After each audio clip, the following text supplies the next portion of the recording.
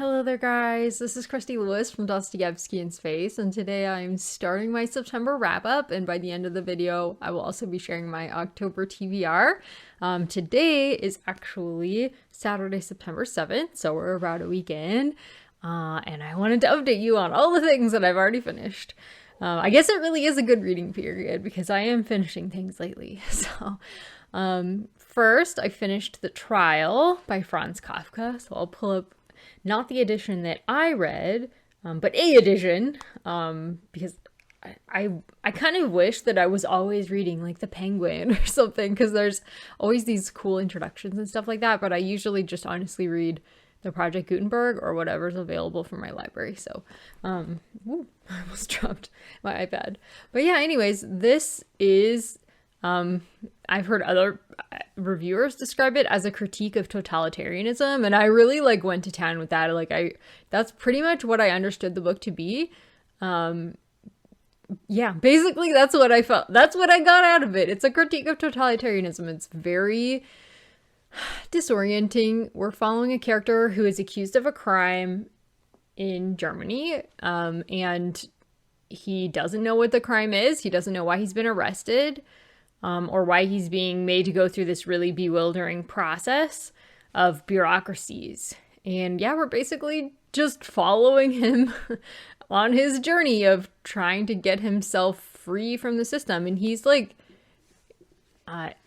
pretty optimistic at the beginning that he'll be able to figure it out. And he thinks, oh yeah, I'm getting a handle on it at times. But basically the book is showing how impossible it is to extricate yourself from the bureaucracy. So it was I really wanted to find out what happened. So it was a bit long and a bit rambling. So I rated it 3 stars. But I felt like it was effective, and it was not easy to figure out what the point of the book was. It was pretty obvious what the point of the book was. So I appreciated that. And yeah, I liked it. Just reading the mood of the first 25%, you'll pretty much know what the book's about. You just have to find out what happens at the end. So that's a bit of a criticism. I wasn't really invested in anything else other than I want to know what happens at the end. You don't get attached to the characters. They're all terrible people. And it's probably really depressing. I didn't feel depressed reading it because I thought it was interesting. So that's what I mean. It's like a 3-star book. I don't have a ton to say about it. But I'd like to read more Kafka after reading this. I've only read The Metamorphosis. I read it in school. And Jenny recommended reading the letters, and she said the letters that he wrote, I feel like between him and a Catholic woman. Anyways, I would really like to read his letters. She told me she thought that I would love them, so I definitely want to try those at some point. This was interesting. And I have mainly positive feelings towards it, even though I'm only rating it 3 stars. It wasn't super... I think I'll probably think about it, in the future. I feel like it's kind of going to be a touchstone in my brain that I'm not going to forget about. But I'll need to kind of explore other ideas of it, maybe read it a second time sometime in the future to have anything else to say about it. But enjoyable. And I'm glad that I finally got to it. I think I was supposed to read this in May with Tiffany and Stephanie, and finally finished it 2 nights ago. So go me. I finally finished it. That's just how life's been, though. I haven't been reading a ton with my eyes. But this one, listening to it on audiobook, that's the other thing. I listened to the first 25% twice. I listened to it once and I read it with my eyes once. So I might go back and listen to the whole thing again, on audio, the last 75% of it.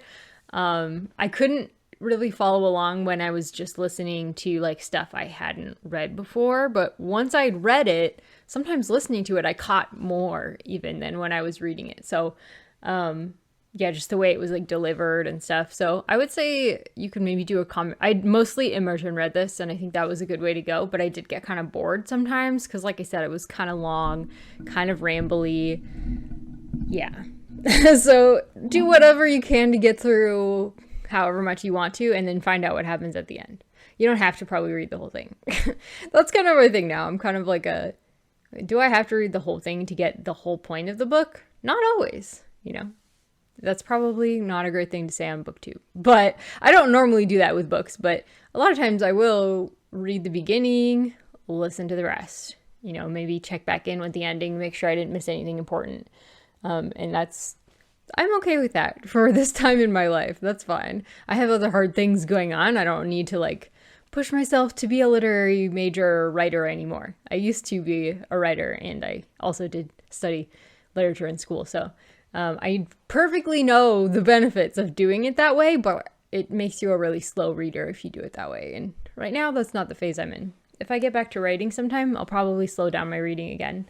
But anyways, okay, next, I also just read The Little Books of the Little Brontes, which this was really fun. So this is about the Bronte siblings, the youngest four. So they had two older siblings that have already died, but they don't dwell a lot on the death in this book, because it's a picture book, and it's mostly imagining their childhood as happy, like the happy times that they had together, which I support, even if I don't know how true that is. You know, the author herself said, I don't know if that's like super true. Like they could have just been in mourning for years. You know, it's hard to say. Their mom died as well. So, but she chooses to draw them as like happy little children writing an imaginative world for themselves where life is less sad. And so it's called The Little Books of the Little Brontes because they created little books for themselves. You can see one of them here. Maybe you can't.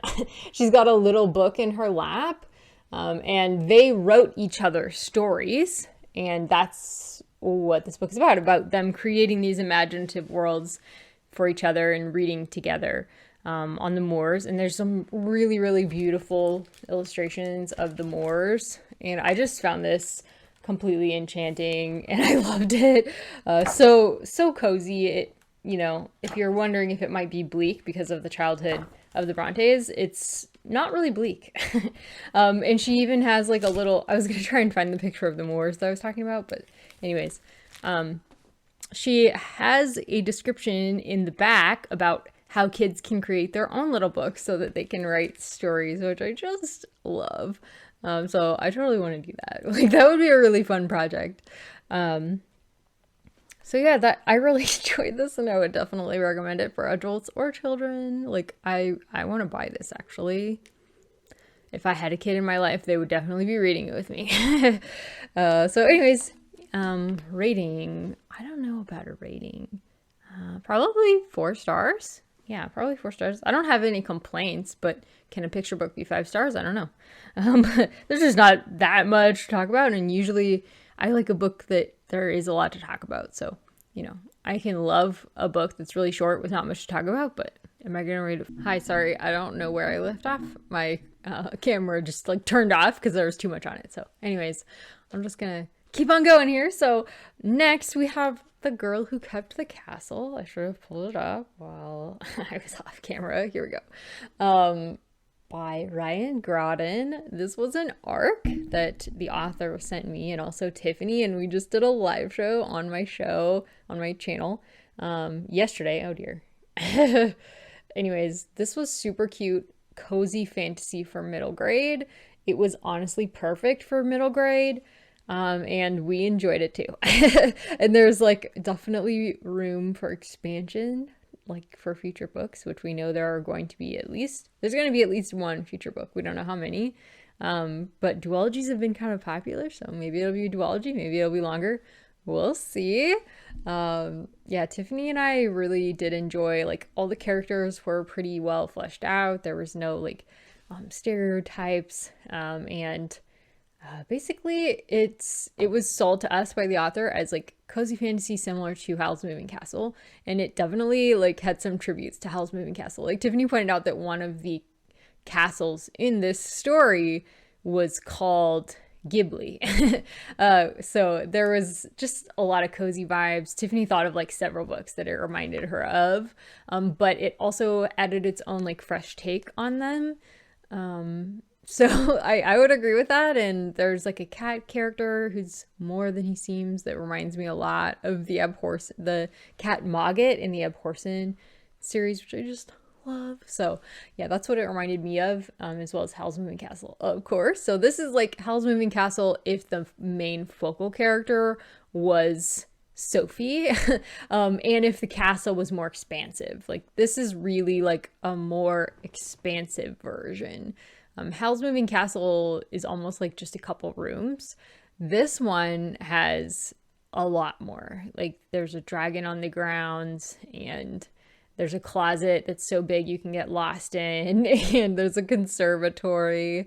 Yeah, there's a lot in this house, and we are following the girl, and she's been trained by her father, who really is what keeps the castle grounds going. They keep the castle going. They have like a very fun relationship with the castle, kind of like in Tuesdays with the Castle, according to Tiffany. I haven't actually read that one.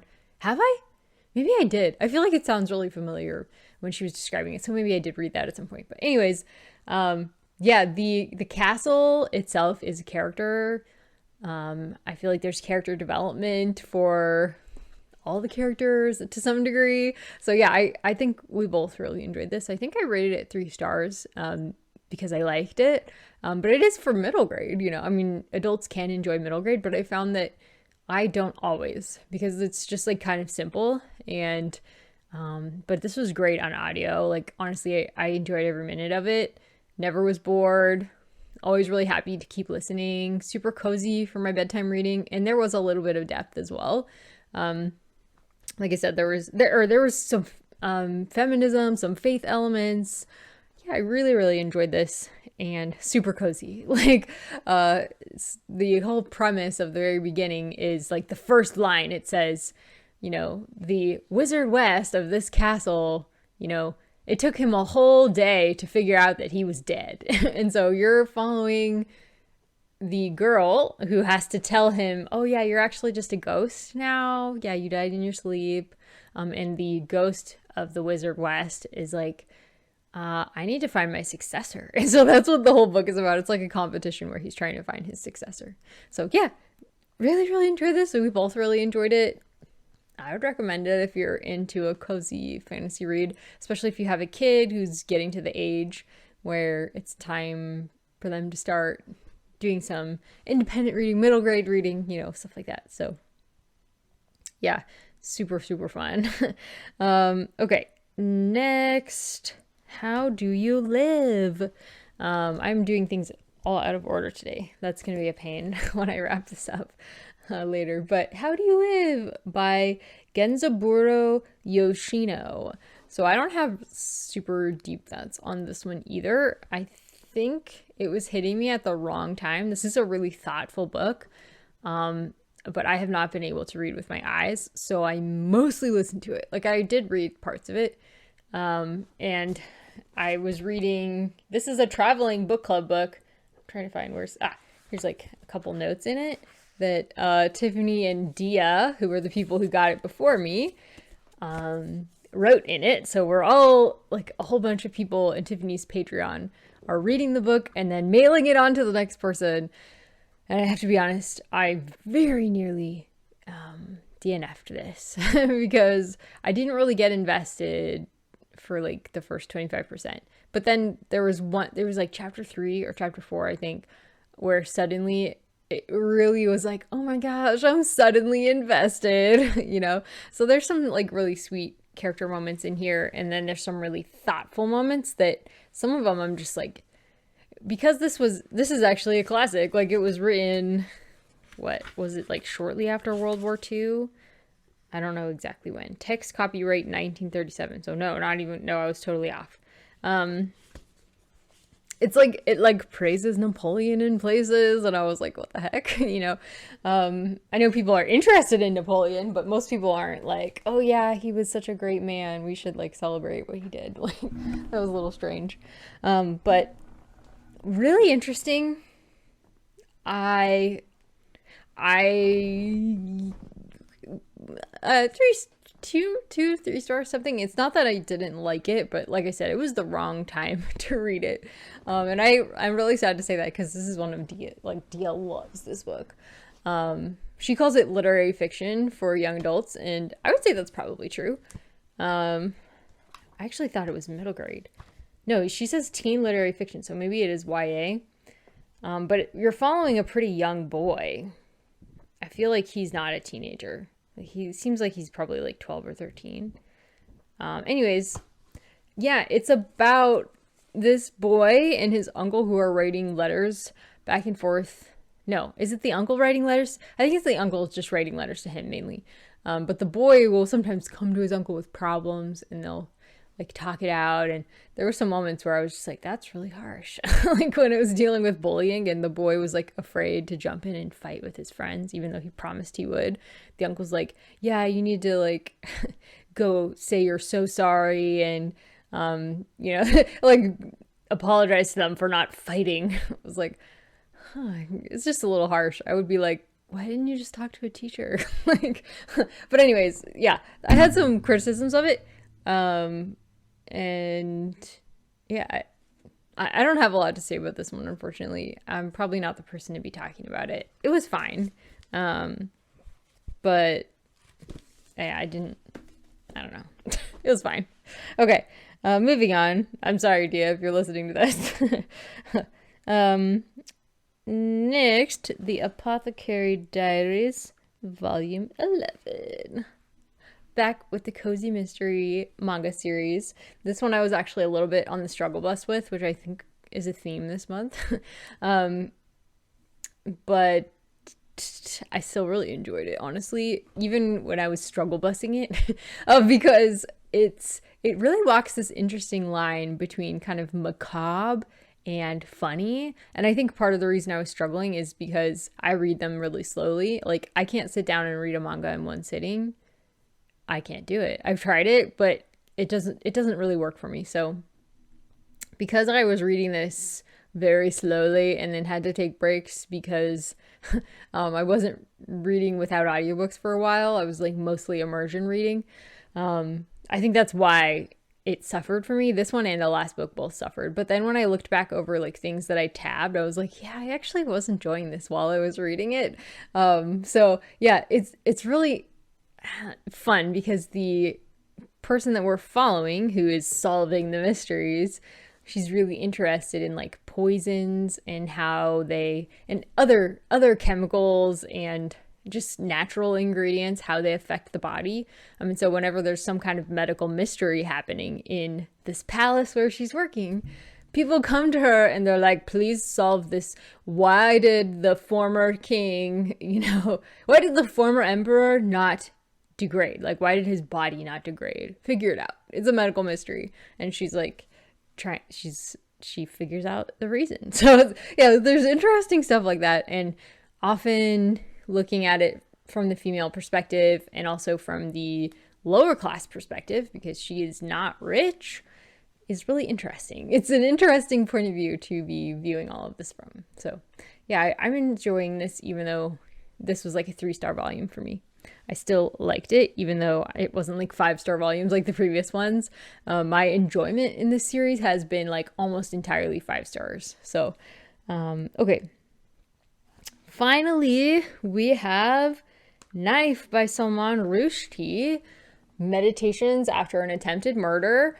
So Salman Rushdie was ironically speaking at an event about how like the freedoms of writers are protected in America and how they should be, their safety should not be in doubt, and how important that is. And he was going to go give this talk, and at this talk, he was rushed and stabbed by a man who disagreed with his writings, even though he hadn't really read his writings. Like, the man said, I've only read a couple pages of his writing, but because he wrote the Satanic Verses, I don't know how many years ago, 20, 30 years ago, I don't even know, I'm gonna attempt to kill him. It was interesting because I didn't know a lot of the details around his attempted murder. Was this in 2022, I think it was 2021 or 2022 when he was stabbed, and he was in like his 70s. Like, he was an elderly man. I forget what the exact age is. Exacts are not happening at the moment because I was listening to it. Unfortunately, I DNF'd this one.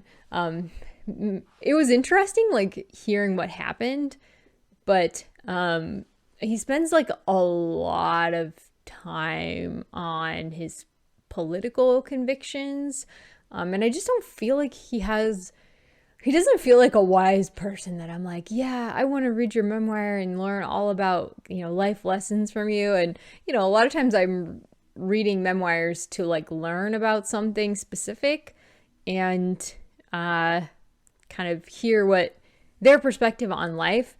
And I just felt like his perspective on life was like almost a stereotype. It was kind of weird. He's like anti-technology, anti-social media, like all this stuff that it was just like, oh, okay. I mean, that's fine. I understand why you would value privacy when you've had death threats made against you by like the leaders of countries. I get that. But yeah, it was, I think somebody who is a real fan of his work would find a lot of interest in this. I am not a fan of his work, however. The only one that I actually tried reading anyway. I liked the concept of it, but it was just very Midnight Children. He just talks a lot about penises. A lot. And I just am like, that's fine. I'm glad somebody enjoyed this. It wasn't really for me. So, yeah, I think for someone who enjoys his work, though, it might be for you. It might be for I was interested to learn about it, and I learned about it, and then I DNF'd it because I didn't need to know anymore. So, yeah, it served its purpose for me. That is everything that I've read so far this month. I will come back to you with some more once I finish some more. Hi, guys. It is now September 15th, Sunday, and I have a few books to talk about. So I'll just start off with The History of the Russian Revolution by Leon Trotsky, because even though I'm only halfway through it, I decided this week that I'm not going to be able to keep doing the read along. So I guess it's not a firm DNF because I do want to still read it, but I just have to do it on my own timeline, which is usually very slow. I think it was good to be doing the live shows with Tony for like half of this year, for the first half of the book, because it kept me on schedule, and now I'm like really invested and I'm really enjoying it, and it takes less work to read now than it did at the beginning. But I've just found that I really can't keep up a grueling pace on it. Even though 5 chapters a month doesn't seem like grueling, having any kind of time limit on it was really stressing me out, because there's just a lot of days where I don't have the brain power to focus on that book, and I was having to push through anyways and try to read it and spend a lot of time on it when I shouldn't have had to. So yeah, I think I'm going to plan to continue reading it, but it is a really difficult book, like not just because of the length. Like there's a lot of books that are really long, but they're easy to read. I'm mostly thinking of fiction books, but this one is a history book, and it's not easy to read at all, unless you're really, really familiar with the history already. Then it might be an easier read for you because you'll know what he's talking about and you won't have to do like a ton of side research. But for me, since this is kind of like my primer on the Russian Revolution, I've never read so in depth on the Russian Revolution. I wasn't a history major. I was a literature major, so it was a real challenge for me, and I'm super proud of myself for getting halfway through it. And I would say, yeah, if you're familiar with the history already, I think you can probably do this. It does take some commitment though. But if you're like a beginner, I wouldn't say this is a bad book to start with. I would just say it's going to be all consuming for a while. So be ready for that. I don't know if anybody's ever really like, yes, I'm ready for my life to be consumed by this book for a long time. I don't know if anybody's really going to be like, yes, that's me. But that was totally me like 6 months ago when we started this. But my whole plan was to finish it before Red September as like a preparation for Red September. But then we had to go at like half the speed that I was planning to go on. And I found that 6 months was about what I had to devote to it. And now my health is really demanding my attention on that. I have to be sleeping well. And in order to do that, I have to be relaxing with my spare time. So that's because PT is like the hard thing that I'm doing right now. So, and that's fine. It took me a long time to decide that. Like literally, it took me a whole month of not sleeping well to decide, okay, I think the stress is finally getting to me and I need to set it aside for the moment. But no shame on the book. Like, I was really enjoying it and learning a lot from it. Every topic that you can think of related to the year 1917 in the lead up to the revolution, I feel like Leon Trotsky covers it from multiple angles, and he discusses the different leaders and the different parties, and some of it, like, it's pretty entertaining because Trotsky definitely has opinions, you know, like about Stalin. Trotsky has opinions about Stalin, let me tell you. So it's really entertaining sometimes, and you know that you're getting his opinion. But I feel like it was also fairly accurate. Like, I was looking up on Britannica, and there were certain things that Britannica would, you know, say it differently than Leon Trotsky would. But then Leon Trotsky would be quoting people with these opinions, like other journalists. Like, he quotes so many people. I wish that, was there a work cited? I don't know. Was there a bibliography? There wasn't, like, at the end of every chapter, there wasn't a bibliography. So, but he was quoting people quite frequently to support his more salty opinions. So it wasn't just him with these salty opinions. So it's like, clearly there are people who think this.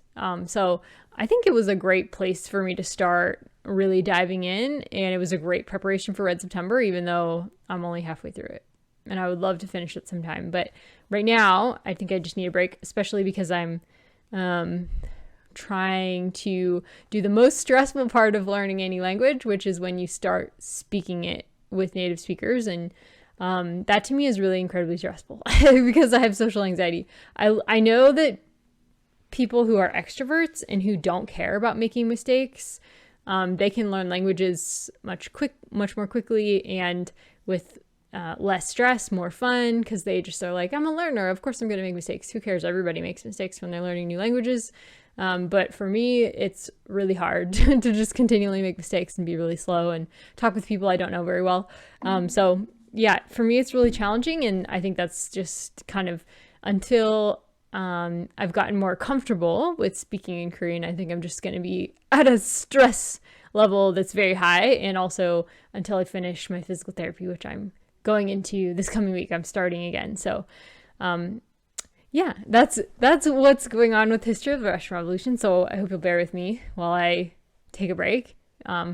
Maybe in 2025 I can come back to it. We'll see where I am with Korean by then and with physical therapy. And yeah, I'm hoping I can finish it because I've gotten halfway through it and I really enjoyed it, but it's just such a time commitment. And it, like I said, my brain just isn't in the right place for it at the moment. So, because I wasn't sleeping, like at night I wasn't reading. And that's when I can tell I'm too stressed, is when I'm trying to read at night, but I am getting too stressed reading it at night. So I'm just trying to pack too much into each day, and I need to relax. So, okay. So that's not really finished and it's not really DNF'd, but I'm not going to be focusing on it for a little while. So I wanted to mention it here before I forget everything that I learned. Next we have, oh yeah, why didn't I hold it up for you guys? Sorry. So this is the new edition that was published, which Tony was really excited to read because I think he got it. He saw the new edition and that's what inspired him to want to read it. So a huge thanks to Tony for doing this read along with me. I would not have been able to do it alone, even though I set off for doing it alone. Yeah, I think with Tony, it was a lot more fun. And Tony is a lot more knowledgeable. He studied a lot more history than I have. So huge thank you to Tony, and obviously to Jenny, who inspired me to pick it up at all. And so that's the end of that for now, for my Jenny pick. So I'll have to pick another Jenny pick. That's been my We Love Jenny pick for several months now, because that was mainly what I was putting my focus on. But now, moving on to Jane Eyre, which I've just reread for the millionth time via audio. And this time I listened to the Juliet Stevenson audiobook because there was a sale on Audible for it not too long ago. And yeah, I bought it in that sale, and I'm so glad that I did. I really enjoyed her narration, especially like the ending. It's so emotional. I just think she did a wonderful job with it. And I really enjoyed the whole thing, by her narration. When I was reading it physically last time, I was a little bit bogged down in like the last third of the book. I was a little bogged down because there's no Mr. Rochester, and you're just kind of with this other guy named Sinjin who's kind of annoying. he's annoying. So yeah, but I really did enjoy listening to the Juliet Stevenson version, so highly recommend that if you're able to get it. Next, Snow Globe by Park Soyoung, which is probably Pak Soyoung in Korean. This is a dystopian. I think it's YA, but because there's not a lot of like content in it like there would be for an adult novel. But look at that cover. Isn't that just gorgeous? So this is the US edition. This was one of the K-Tropathon options for the poll. And I really have been wanting to read it for a long time. So I finally got to it. I thought it was going to be a thriller, but it's really not a thriller. It's just more of a dystopian. And it's very reflective, I think, on fame and how famous people culture affects both those people, how it's a facade, and then how it also affects the people who are watching it, which I think is really something that Koreans think a lot about because their pop culture has blown up and the world is like paying attention to their pop culture, and of course they are as well. And yeah, it's like a very Korean book. There's a lot of elements that it's like, wow, you're really hard on yourself there, or like someone who commits suicide, they're like very hard on that person. But it's a very Korean book, I would say, and I really enjoyed it for that reason. There's not a lot of humor in it, and the writing is nothing special, but there's a lot of twists, and I really did enjoy the story, and I'm totally gonna read the second book. I would say this is probably maybe a slightly over a 3-star book, maybe like a 73%, something like that, out of 100. So it was enjoyable, and I think it did have some depth, like you said, energy usage, capitalism, classes, the way, I think it doesn't focus on the messages all the time. I would say you can still just enjoy it for a story as it is, but there's definitely some depth there to think about and talk about. And I think too, it reminded me of Korean culture because all of the people who aren't, so I didn't even tell you what this is about really. So the premise is that the rich and famous live in what's called Snow Globe, which is like kind of like our world today. It's kind of like ideal world. But everybody outside of that lives in really 40 below freezing conditions. And basically their job is 10 hours a day to run on these wheels that produce electricity so that the people who live in Snow Globe can live stream their lives 24/7. They're like on live stream. And so the reward for all of the working people who are creating the energy is they get to watch these celebrities, but they pretty much have to kill themselves working, and a lot of people like in prisons and stuff are kind of used for this purpose. Used and abused. And I feel like that's how a lot of Koreans feel about their work culture. Like they have to just work really hard or study really hard, whatever stage of life they're in, to the point where their mental health and physical health declines and suffers. I just feel like it was a reflection of how Koreans feel about their work culture. It's like very, very workaholic. Like they have like, their work week is way higher than 40 hours. They work like every day, so yeah. Heartbreaking, deep, lots of Han, I would say. So Han is a subject that I just learned about from a Korean friend. And it's kind of like what Jews feel like after, the Holocaust. It's like this weight of their past. And it's how African Americans feel as well in America, with the weight of slavery kind of weighing on them and on their history, their minds, their genetics. And Koreans feel that because throughout their history they were invaded so many times, and they feel like they're not a strong nation, they're a weak nation, and they basically had to survive tons of invasions. And now they work really hard because they're trying to build up their country, and they just sacrifice a lot with this idea of country. But Han it's like kind of all of the negative emotions balled up inside of them. That's something I'm still kind of working out what it is exactly, but a Korean friend of mine sent me a video. I'll pull it up because I was just listening to it.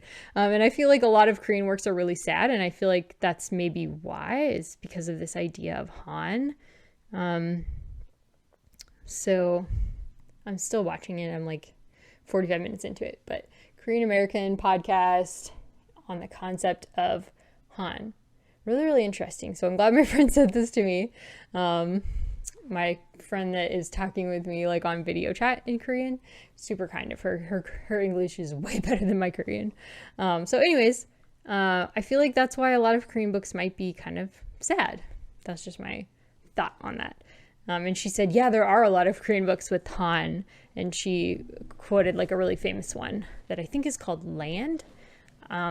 It's like a Korean epic. I don't know if it's been translated. It probably has. But anyways, next, excuse me, here's where it gets interesting. I talked about this in my last wrap up, I think. So this is a podcast, and she just did a several episode series on Stalin. And I really enjoyed that series. I learned a lot about Stalin, like the fact that he probably had really intense, very developed,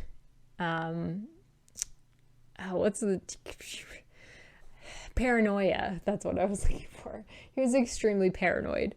And kind of his upbringing, how his father would beat him really badly, and how he was pretty much like a brute, for a lot of years, and he changed his name multiple times. He was not actually born within,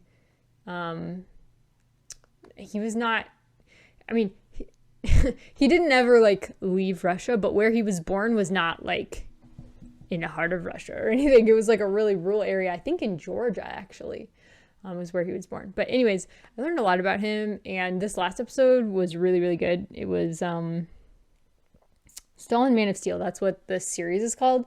So episode 9 compared Stalin and Putin and kind of made the argument that that's the closest comparison of leaders in Russian history is Stalin and Putin, because of their sort of military dictator ways and their brutal past, just super, super brutal, how they worked their way up through the ranks. And it was, that's something I've been pondering lately, is what is the difference between like today's Russia and like Russia under Stalin? I don't think there's as many Russians suffering like starvation as there was under Stalin, but it seems very similar to me. But that's why I need to learn more about it, because I don't really know what all the differences are. But it was fun too, because watching the movie The Death of Stalin for Red September in Faith's Discord, this podcast kind of told me about some of the characters that are in that movie, like Khrushchev, who took over after Stalin's death. He's the one who kind of consolidated the power. The last episode talks a lot about that, and it talks about Stalin's daughter and son as well. Super interesting, his different wives or mistresses. And yeah, I would say if you are interested in Red September history, and especially about Stalin, learning about what a dictator is really like, Stalin, Man of Steel, great podcast. So that is everything that I've read since I talked to you last weekend, or listened to you. Most of this, was this all listening to? No, History of the Russian Revolution was mostly reading with my eyes. But anyways, mostly listening to. I'll talk to you next week. Hello there, guys. It is now Saturday, September 28th. So it's time to wrap up September and talk about my October TBR. So today we wrapped up Red September. We had a live show on my channel, and it went really, really well, even though there was only 2 of the co-hosts who were able to make it at the end. Several people dropped out due to sickness and other stuff. So huge thanks to Tony, my co-host for History of the Russian Revolution, for joining me for the final discussion. We had a great time, and we hope you guys did too. So the live show's on my channel in case you missed it. So let's go ahead and wrap up. So I read a lot of things for Red September, but I didn't finish a lot of things for Red September. So we'll get into it. I already told you guys that I finished the Stalin podcast. So good. Highly recommend. If you're looking for things outside of Stalin, I think I didn't go too far outside of Stalin when it comes to Russia. So I think it's hard because he was the dictator for 30 years in Russia. So I think probably communists get tired of hearing about Stalin because it's like obvious that Stalin didn't do a good job. But hard to ignore him. It went so badly wrong under him. And like Tony was saying on our live show today, probably if Trotsky or Lenin had been in charge, it wouldn't have gone that much better than it did with Stalin. There's some really cute squirrels just sitting out on but I won't turn you around. They're sitting out on a rock in my front yard. They're like listening. Hi, squirrels. Anyways, okay, so like I said, I didn't finish a lot. However, I did DNF Black Girl from Pyongyang by Monica Macias. This was actually really interesting. It was very interesting to hear from her perspective. So her father was the president of Equatorial New Guinea and he was assassinated. And he was a friend of Kim Il-sung. And before he was assassinated, he sent Monica and her siblings to Pyongyang, to a military boarding school there. Basically to be raised in Pyongyang and learn about different trades and things that they could bring back home to Equatorial New Guinea and help their country to develop. So they were friends. Her father and Kim Il-sung were friends. And then her father was assassinated while she was really young still. She was like 8 or something. And so she grew up thinking Kim Il-sung was this really kind, grandfatherly man who took care of her. And it really shocked her when she left North Korea as a college student. She was like 21 or something, and she went to Spain, and everybody in Spain was like, oh yeah, your father, Macias, whatever his name was like a murderer and he was terrible. He ruined Equatorial New Guinea. And then also Kim Il-sung is crazy and North Korea is this terrible place. And how did you survive and all this stuff? So she has like a really huge chip on her shoulder throughout this memoir. Because I think she got a lot of hate because of who her father is. And I totally get that. Like people did tell her, you better watch out. I'm going to kill you because your father, and stuff like that. So people did tell her that. Like as far as her blood relative father, I understand why she has a chip on her shoulder about that. And she does some much needed like historical research into him and found out he's not a murderer, but he did want to become like dictator for life of Equatorial New Guinea because he thought that was the only way to develop the country. She's like, so I was disappointed when I found that out, but I was also really relieved to find out that a lot of the rumors of him being this murderer weren't true because she, growing up, did not feel like that was true about him. I'm just gonna take my glasses off because I feel like they're super glary. So that's kind of the perspective we have going in, knowing that she was raised by these two dictators with like a terrible public image. Unfortunately, she kind of carries that with her as far as North Korea as well. I read over half of the book before DNFing. I don't think she criticized North Korea once. And I think she has a really privileged view of North Korea because she was in school there in the 90s when this terrible famine in North Korea happened and so many people were dying. And yet she's like, oh, but North Korea has public schooling for all up through university level. And it's like, yeah, but like people were starving, and even past the 90s, past that terrible famine, people are still malnourished there today. So trade-offs, I guess we could say. And also people aren't just allowed to go to school. Like it depends on their songbun, which is rank that's basically based on your family history. If your family fought with North Korea against South Korea and America in the Korean War, then you have pretty good songbun. But if you're from Japan, if you're anybody who didn't fight in the war, if you've done anything lately to make the authorities irate at you, If your neighbor stabs you in the back and says you're not a good communist, like all of these things, you know, could mean your children and your children's children and their children will not be able to go to college, you know? So it's like, okay, I just feel like her perspective on North Korea is extremely skewed. Like she even quotes the last thing that she said in here that I was kind of like, oh, okay, I think we're done here. She quoted her friend saying, "If America weren't a superpower, maybe the world's judgment of North Korea would be very different." I was like, girl, no, it wouldn't be. North Korea is a terrible place. And I understand you grew up there and it wasn't like that for you, but you were extremely privileged because you had good songbun and you were international. And you were gonna leave. You know, the whole idea that Pyongyang is all about, which is presenting this world, this good public image to the world, she totally fell for it. Because that's where she lived, so it's understandable.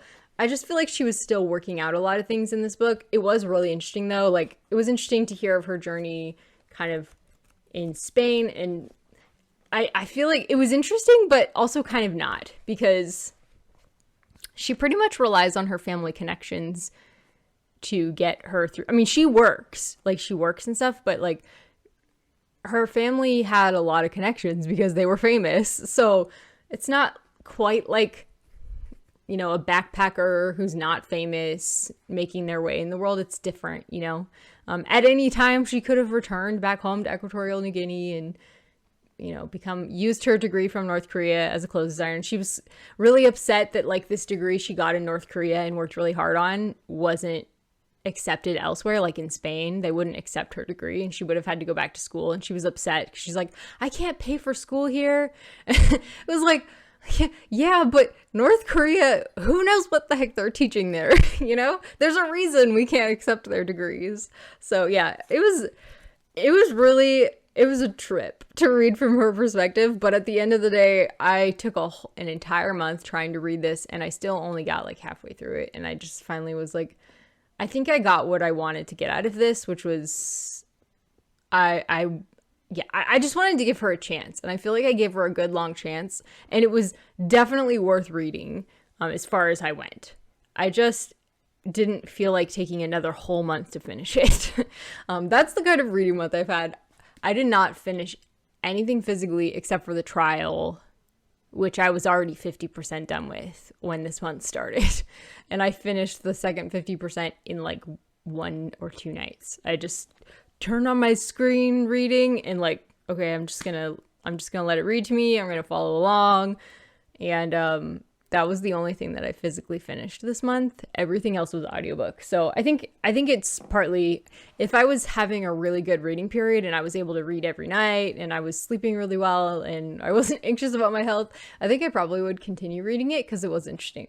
But there's enough times where I'm reading it and I'm like, that I'm kind of like, okay, I got your perspective. I get it. I get your perspective. I don't agree with it. But thank you. I appreciate you. Thank you. Thank you for sharing this. So yeah, it was interesting. Okay. And as far as the group pick for Red September, I got 50% of the way through it and then had to send it back to the library. So I didn't finish that either, but we had thoughts on it and we shared those thoughts, some of them in the live show. Faith wasn't able to come, unfortunately, even though she read it. So that was really unfortunate because she had some thoughts to share, you know, about the book. So hopefully I will get it back from the library and be able to finish it really soon.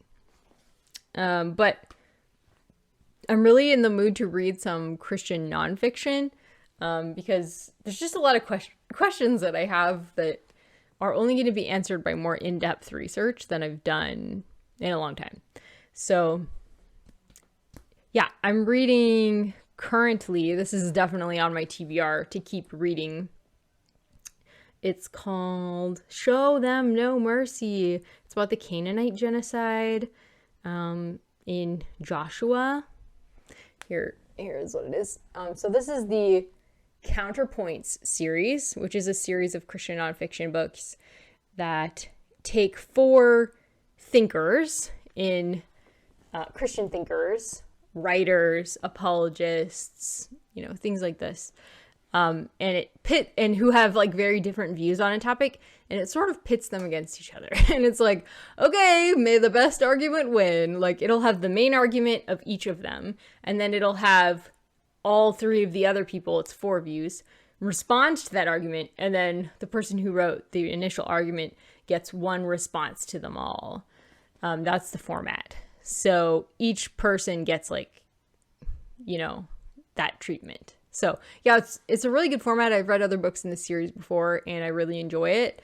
And so far I'm reading the C.S. Cowell's one, but regardless, it's like the really liberal one that is like, Jesus is all love and no judgment, which if you've read Revelation, that that's not true, but it is good to hear his perspective, because it's like, it's kind of refreshing. There's somebody out there who thinks this Canaanite genocide is discontinuity. There's discontinuity there between the genocide and then like Jesus of the New Testament. So anyways, yeah, super interesting. I haven't finished it yet, but that's on my TBR because I'm reading that every morning that I'm not reading for something for Bible study. I'm in 3 Bible studies right now. I'm in one for Revelation with my friend who is Jehovah's Witness, and we're going through Revelation. We just finished a whole read of Revelation, where we were just reading it together quickly.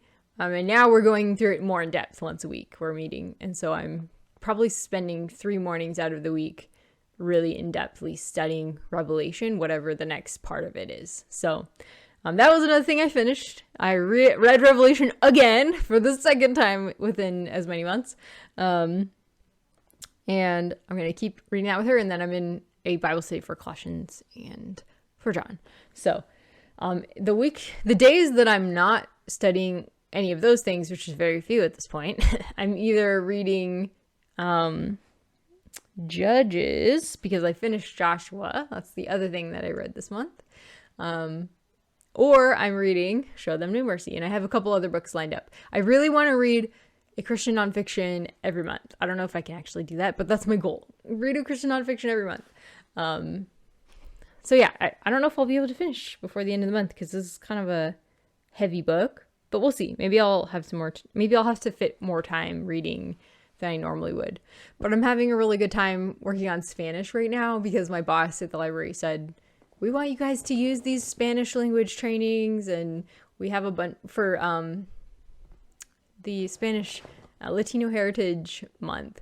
We bought a bunch of new Spanish books for our library, and there's so many exciting titles, and so he said, yes, use the trainings, the language learning software to train. So I'm like between an hour and 2 hours a week I'm spending on learning Spanish, which is great for my tutoring, because my person that I'm tutoring is a Spanish speaker.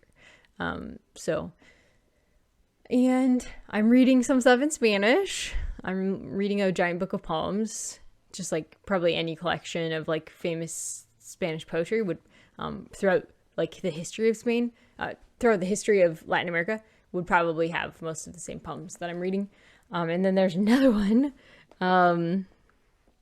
that I'm like reading An Honest Faith by Spurgeon is going to be my nonfiction for next month, because Tiffany and Chrissie's Purple Library and Deea are doing a read-along of it, and I'm super excited because this one's on ebook, so I can actually have my screen help me read it. And it's short, which is nice. Okay, what is the other? Okay, here it is. El Año. Go to beginning. Yeah, here it is. This is the one that I'm reading. I can't read it from here because without my glasses, I'm blind. But I'm reading the sample of it right now. And my Spanish, I really enjoy reading in Spanish. It's so much easier than reading in Korean because so many of the words are so, like, you can guess the meaning of like half of the words in Spanish if you're a native English speaker. It's like not that hard. And I'm working on my Spanish listening. I'm listening to some podcasts. So this is all in my free time to supplement what I'm doing through my workplace. So now I'm working on 2 languages at once, which I would not have chosen to do. But since my boss was like, now's the time, use those trainings. I was like, okay, I'm going to jump on it and do this now. Since I can get paid to learn Spanish, I should absolutely do it. So, and I've been watching Spanish BookTube. That's where I got this recommendation from, was from watching some Spanish BookTube channels, Mexican BookTube channels, native Spanish speakers. Okay. Black Girl from Pyongyang. Yes. The Perilous Gard by Elizabeth Marie Pope. This is another one that I read this month on audio, because audiobooks are life, as I said last month. This was so good, guys. Oh my gosh. Okay, I thought this was going to be straight historical fiction. This is for Emma's Bookish Kingdom book club, and it was a fantasy. I had no idea. It didn't strike me as fantasy, really, but there's a fantasy element. I won't spoil it. We'll just leave it at that. It was so good. So we're following a little girl. Let me pull up the Goodreads just to get the names right. I have never read anything by Elizabeth Marie Pope. What is her name? Yeah, Elizabeth Marie Pope. That's what I was gonna say. This was my first by her, and I was like, oh yeah, middle grade historical fiction. Boy. Okay. In 1558, while exiled by Queen Mary Tudor to a remote castle known as Perilous Gard, young Kate Sutton becomes involved in a series of mysterious events that lead her to an underground world peopled by the fairy folk, whose customs are even older than the druids and include human sacrifice. So I guess there you go. I guess I didn't want to spoil things, but that's the Goodreads summary. So okay, I guess yeah. That's what happens. It's a treat. It's such a treat. I really, really enjoyed it. Just riveting listening. I was drawing sea monsters this month because I kept drawing K-pop faces. But anatomy is really hard. And I would find myself being like, I don't really feel like drawing another face, So I finally pulled out a sea monster book on Hoopla and started drawing sea monsters on it. And it's super fun. I'm really enjoying my sea monster book. I'll show you guys what it is that I'm working on. It's called I Can Draw Sea Monsters by Jane Yates. Nope, sorry. There we go. There it is, right in the middle there. Super fun. Highly recommended if you have a little artist. I am not a little artist, but I'm still having fun with it. I am a child at heart. So yeah, okay. Reading Revelation alongside Joshua was a really good experience for me because it really was I guess God hasn't changed, even though the covenant with us has changed. It just kind of answered that question for me. So yeah, anyways, it's still really hard to read Joshua though. It's definitely old covenant. It was a different world. So that's why I'm reading Show Them No Mercy, because that is a really intense book.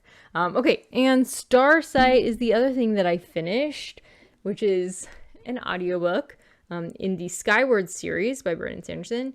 I am very close to being done with one of the 3 novellas that come in between Starsight and Cytonic.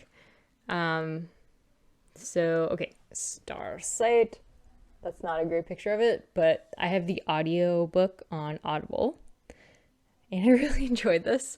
Actually, the second time around, I enjoyed it way more. This was my second time reading it. The first time I read it with my eyes, and the second time I listened to it entirely, and I really enjoyed it the second time. So I don't know. I had a bunch of criticisms about it the first time.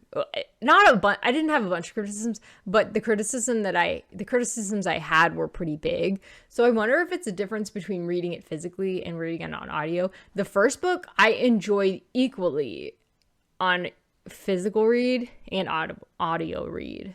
So Skyward was great either way. Literally one of my favorite books ever written by Brandon Sanderson. I love the first book. Second book really disappointed me before when I read it. It's continuing Spence's journey. to become a starfighter pilot like her father. And she's like probing all of these mysteries. This is what I love about Brandon Sanderson. He creates very realistically this kind of enclosed world where everybody believes something. It's like a monoculture. There might be a few people who go against the culture, but for the most part, everybody believes this. It's like commonly accepted knowledge. These people that are bombing us, the Krell, pure evil. That's like the main belief in the first book. They are our enemies. You don't even know that much about the Krell. And the books from there on out really challenge that perspective.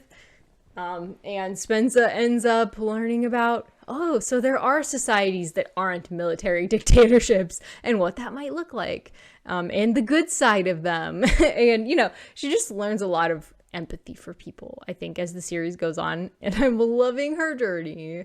Her growth arc is so good.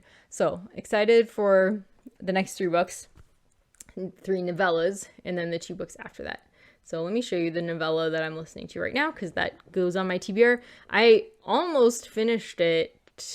Sunreach is what it's called, before this, but then I switched over to the Perilous Gard, so that I could read it in time for the book club. So I've been listening to that, and so I'll probably finish that as well as Red Memory. So I'll update you hopefully about Red Memory next week. Hopefully I can finish it for my next monthly wrap up, which I'll start next week. Working on Shadows of Self, so I'll finish that up as well. I have Foster by Claire Keegan. Still, it's only 1 hour. It's a 1 hour audiobook, but I didn't get to it this month. What else? I'm really excited about the next book in Mistalong, because it's the Bands of Mourning, and it's the only Era 2 book that I own. So I finally get to read the book that I own. We randomly got it at Safeway one day. It was like there for $5. I was like, yeah, thanks. Okay, now onto the TBR, the fun part, right? I feel like I should be talking more about all of my Red September reading, but I didn't, like I said, finish a lot of it. So I'll talk some more about them when I finish them. Okay, TBR. So my We Love Jenny pick for October, originally I was thinking it would be Rogue by Mona Awad, because I know that she loved Mona Awad, but I don't know if she read Rogue or not, so I changed it, and I just went ahead and picked up the audiobook for Eileen by Ottessa Moshfegh, because I was going through Jenny's Goodreads, which is in my community page. If you're interested in reading a We Love Jenny pick, you can find her Goodreads entire list of Goodreads things. Everything that she marked on a shelf is on that Goodreads export. So this is the next thing that I will hopefully be reading for We Love Jenny, since I'm not continuing with History of the Russian Revolution with like the live shows. So I'm not going to count that as my We Love Jenny pick until I finish it. And that'll be slow going, because like I said, I am not reading with my eyes much right now. I'm trying, but it's not going that well. It's going super slowly. So, like I said, I finished very little this month with my eyes. Okay. For Victober, I can't believe I didn't do a Victober TBR this month. I always do like a separate TBR. It was like Boo to You Readathon in Victober. I would always do like these really exciting separate TBR videos. I really enjoy doing them, but I just didn't get to it this month. So, okay. For Victober, I will be starting David Copperfield, which is a buddy read with Tiffany, but she's not picking it up until December. I'm just starting it early because she told me it's like 700 pages long or something. So I need to start right away. There's some things I might want to finish first, but we'll see, because I need to get ahead of the game. Yeah. So David Copperfield, Honest Faith also counts for Victober. If you're looking for a nonfiction Victober, Honest Faith by Spurgeon. Then I have The Three Brides by Charlotte Marie Young for Emma's Bookish Kingdom Book Club, and The Trumpet Major by Thomas Hardy for Tiffany's Patreon book club meeting. So I kind of want to read Hardy with my eyes because I think his writing is like the whole reason I read him. I don't think I would read him just for the stories, like on audiobook. I don't think I would enjoy him as much. It's his beautiful writing that I'm there for. Like, he does have intriguing story elements, but they're kind of depressing. So in order to get through a depressing book, I have to really enjoy the writing. And when I read the other book, that Mayor Casterbridge, the writing was like, wow. Like the setting detail, I just loved it. So anyways, that's my plan for that. And then Faith Discord, since we're finishing up the letters of Paul, and we're going to discuss that part of the way through October, we're going to be reading Compassion and Conviction. I don't have the authors down here, but join Faith's Discord if you're interested in reading with us. I've been terrible about checking in on there, but I really want to read this with her because it sounded really good when she described it. So, and then for spooky reads, I have like several spooky options. I've discovered recently that I'm a big fan of spooky because I kind of like horror storylines, but I can't take too much. So spooky is like the level of scary that I can handle. I can't really handle really visual scary things that stick in your brain because anxiety, I can't handle it. It's just too much. I can't sleep. So spooky though is fun where it's just like, oh, it's a little chilly, it gives you goosebumps, you know. So Rogue by Mona Awad, which is a Snow White retelling apparently. Super excited. The Ghost Cat by Alex Howard. No idea what that's about, but it has ghost and cat in the title. I couldn't resist. Two of my favorite things, ghosts and cats. Next, Ghost Station by S.A. Barnes. Are you detecting my theme? I love ghosts.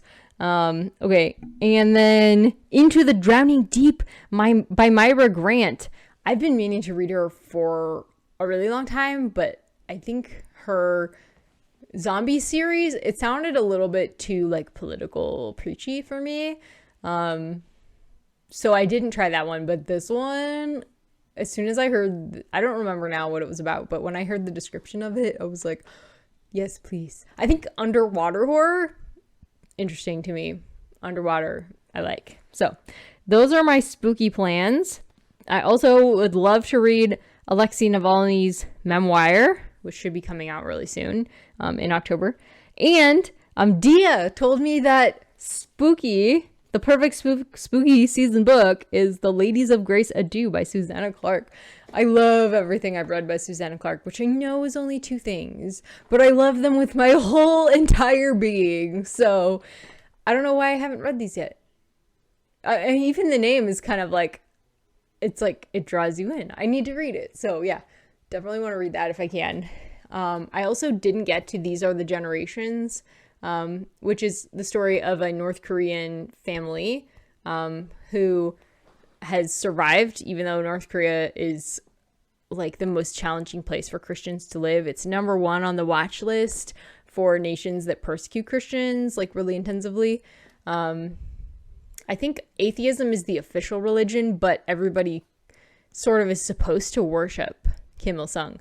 It's really interesting. It's like it's like they took the Trinity, and the father is the first Kim dynasty, and then the son, it's like they have made their own Trinity, and that's the religion. Anyways, they really heavily persecute Christians.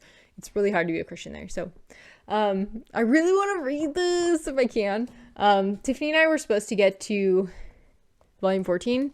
I think I wrapped up volume 14 last month, but actually I had only read through 13. So 14 is the next one. We were going to read it, but then neither of us were able to get a hold of 14 until like the end of the month. So we'll read it next month. I've still got Heartless Hunter here. I didn't get to it yet because I was busy. I got Satanic, which I'm so excited for. And over on my shelves, I have the next Brandon Sanderson book. Is there anything else? I think that's it. Okay, I have a really big TBR as usual. We'll see how far I get. I'm probably I'm gonna try to read Cytonic physically at least some of the time, because I've never read it physically, and I read the other 2 books physically first before listening to them on audiobook. So we'll see what happens. That's what's going on. Thank you guys for watching. Let me know down below what you're planning to read in October and what your favorite read of September was. And I'll see you next month. Bye!